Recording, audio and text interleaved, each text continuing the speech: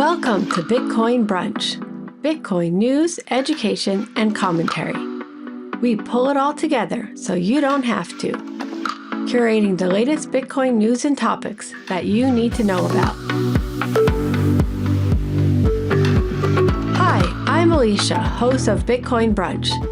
This is episode number 2 for the week of August 23rd, 2024. Thanks for listening to our new podcast. We're happy you could join us for our Bitcoin Brunch Break, where we aim to keep you in the Bitcoin loop. And being this is only my second podcast, I wanted to tell you a little about me and why I created Bitcoin Brunch. I'm an ex-professor and long-term investor. I've been reading about, watching the markets, and investing for over 20 years. I'm a mom with an orange heart, and I believe in freedom, family, and Bitcoin. Besides the unique monetary features that Bitcoin alone holds, I believe Bitcoin is the vehicle which gives us a shot at continuing freedom and financial independence into the impending digital world and for future generations. I feel so strongly about this and love to think about and talk about Bitcoin and investing that I want to be a resource for busy people who don't have time to dive deep into a 3-hour video or read 10 books. Especially for women who are very busy these days with work and families and children. I want to help them learn about Bitcoin and keep in the Bitcoin loop, as women are the CEOs of their family and most work very hard to put food on the table, make a nice home, and don't want to see their hard work and money deflate to nothing. So that is why I created Bitcoin Brunch, where we examine and explore all things Bitcoin in short, digestible bites. Okay then, let me grab my cup of coffee and we'll jump right into our snapshot of the past few weeks. The past few weeks, we see more and more adoption by banks, funds, public and private companies. It seems the general public is slowly awakening to the idea of Bitcoin. I even overheard a small discussion about Bitcoin out in public last week at my kids' sports practice, which was a first. If you watch CNBC, Fox Business, or Bloomberg, you can't help but notice the increase in mention of Bitcoin or crypto the last few months. A spotlight was placed on Bitcoin via the Bitcoin conference held a few weeks ago in Nashville, where 2 potential presidential candidates spoke. Whatever your politics, the presence of 2 presidential candidates at the Bitcoin conference and their speeches brought attention to Bitcoin around the world. Any normie who watched part of their speeches had to at least wonder what Bitcoin is all about and why 2 presidential candidates made an effort to represent at the conference. It really was a pivotal moment for Bitcoin, bringing it in from the fringe to the main stage where citizens and world leaders everywhere couldn't help but take notice. You'll probably start to hear it come up more in your everyday convos, so be ready. Even if you don't know much about it, that's okay, and that's why we created Bitcoin Brunch. As I like to say, if you don't know what Bitcoin is, ask your kids. Okay, so on to other recent Bitcoin happenings. Major players and institutions are scooping up Bitcoin. It's hard to keep up with the headlines as each day more ETFs announce they are buying more Bitcoin. BlackRock's spot Bitcoin ETF, IBIT, keeps buying Bitcoin and now owns over 351,500 Bitcoin. Goldman Sachs announced they invested over $400 million in spot Bitcoin ETFs, and ARKB recently bought $51 million worth of Bitcoin. Demand for Bitcoin is growing across the board with hedge funds, pensions, banks, and institutions leading the way. More than half of the top investment advisor groups have Bitcoin exposure. 60% of the top U.S. hedge funds have Bitcoin exposure, and a report by Bloomberg reveals more than 1,950 funds recently reported having ownership in Bitcoin ETFs. One of the major pension industry publications just featured the Wisconsin Investment Board's addition of GBTC Spot Bitcoin ETF to their balance sheet. This national visibility to pension fund managers is likely to lead to more pensions buying Bitcoin in the near future. An article in the Financial Post noted not only is institutional demand growing, but traditional investors are beginning to embrace this new asset class and even beginning to ask questions about it. I even have some friends who asked about it recently. Do you? Even small businesses are understanding the value of Bitcoin.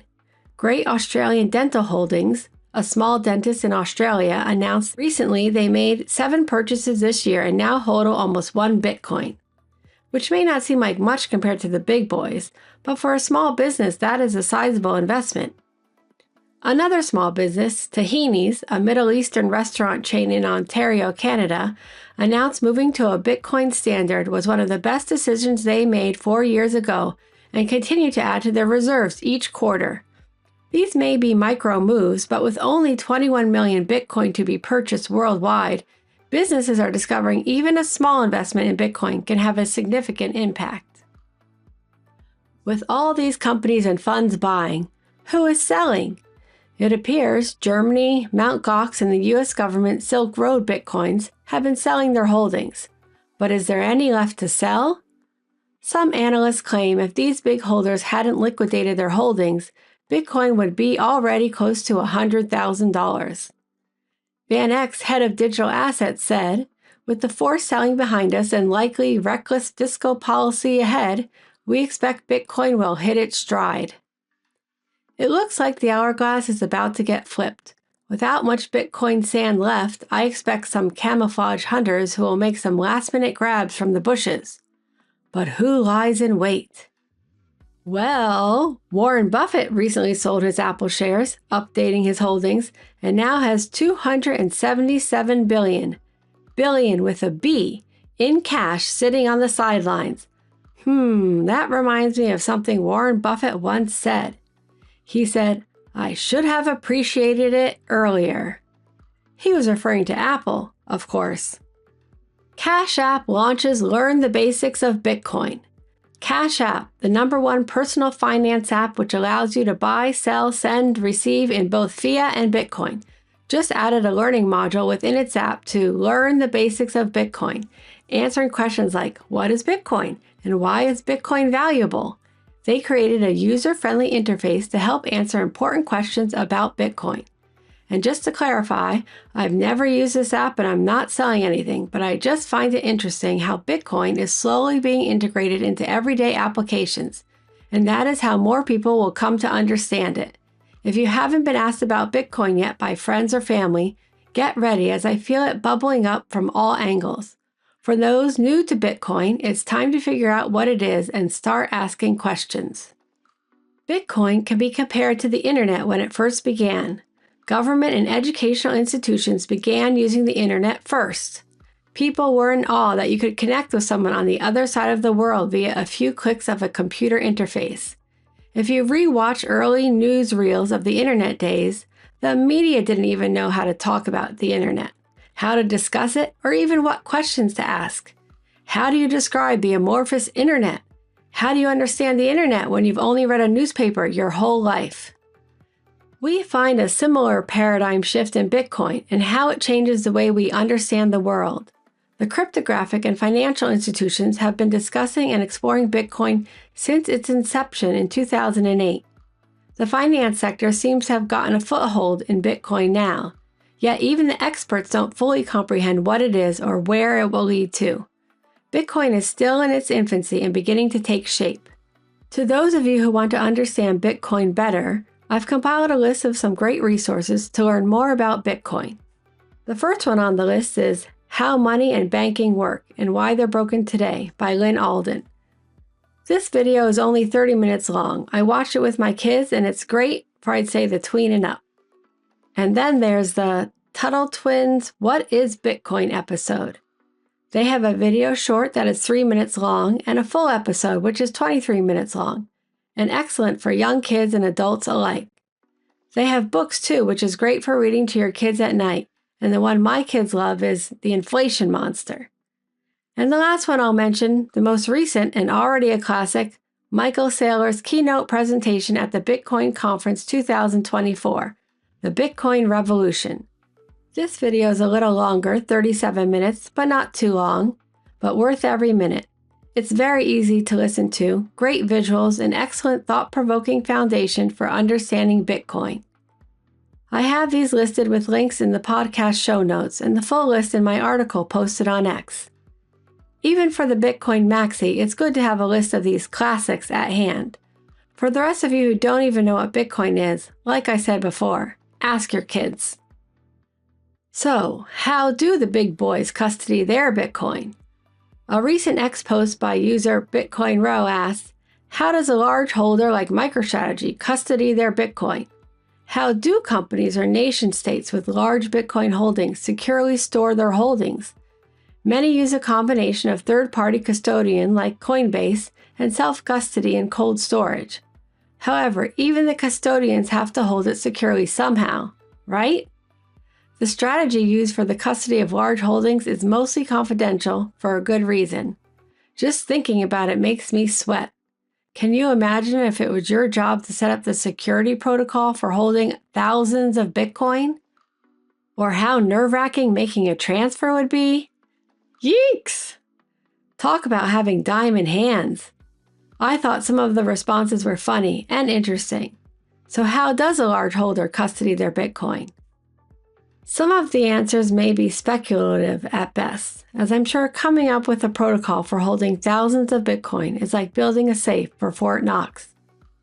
Nonetheless, one of the most newsworthy big holders these days, Nayib Bukele, president of El Salvador, this came straight from his official X account when Bukele posted back in March saying El Salvador decided to transfer a big chunk of their Bitcoin to a cold wallet and store that cold wallet in a physical vault, which he calls their first Bitcoin piggy bank.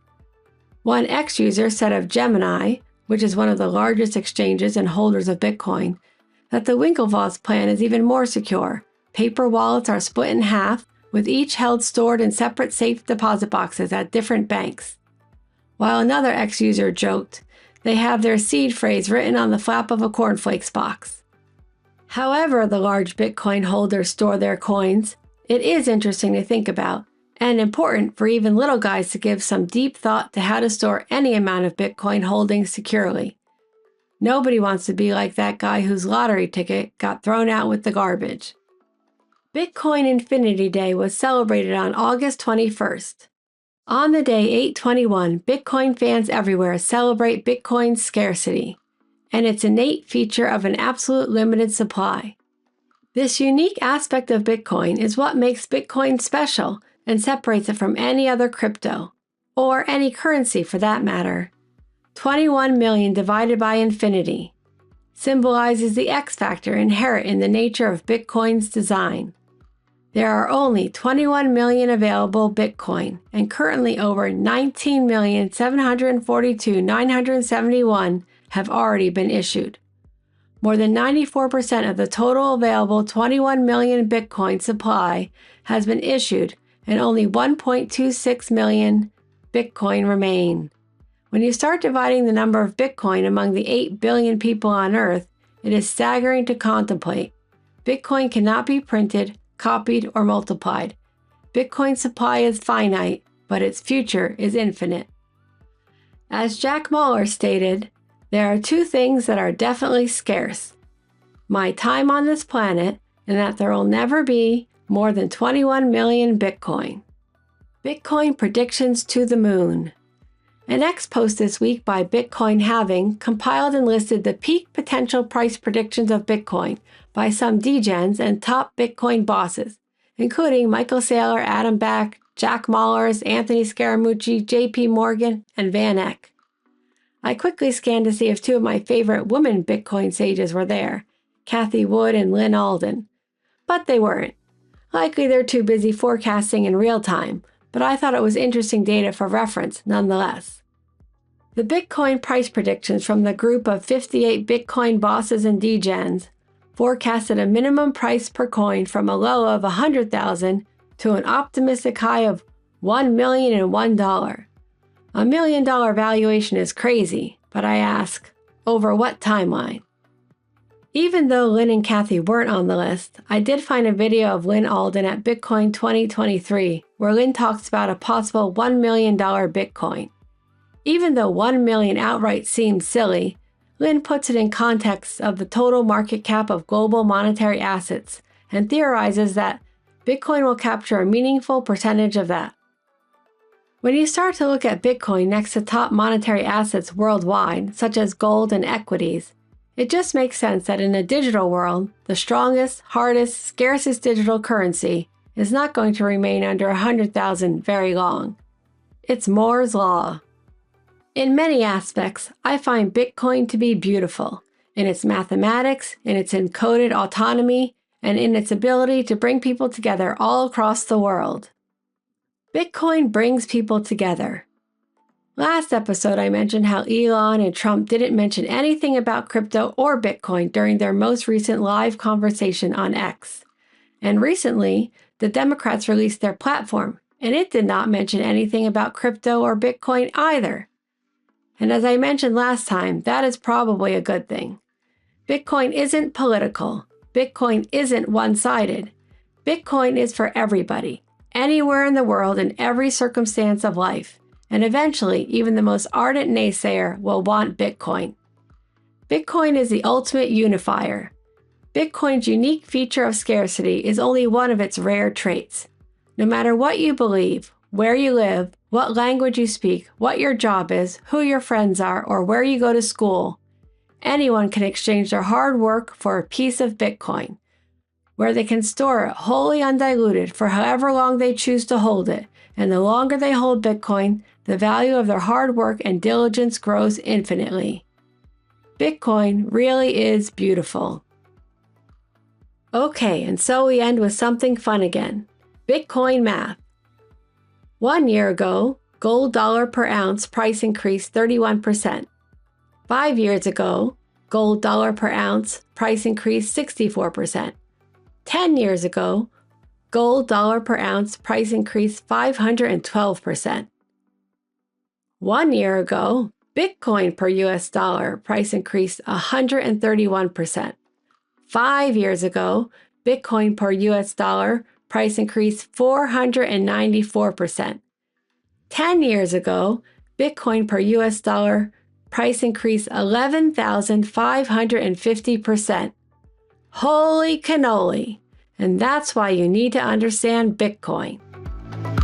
Thanks for listening to my brunch break, where I aim to keep you in the Bitcoin loop. If you enjoyed our brunch break, then grab a cup of coffee with me next time and follow Bitcoin Brunch on X for daily, weekly updates. Rise and shine, everyone, and have a brilliant day. This is Alicia with Bitcoin Brunch, Bitcoin news, education, and commentary, a source for women and busy people. The brunch brief is provided for informational and entertainment purposes only. It's not offered or intended to be used as legal, tax, investment, financial, or other advice.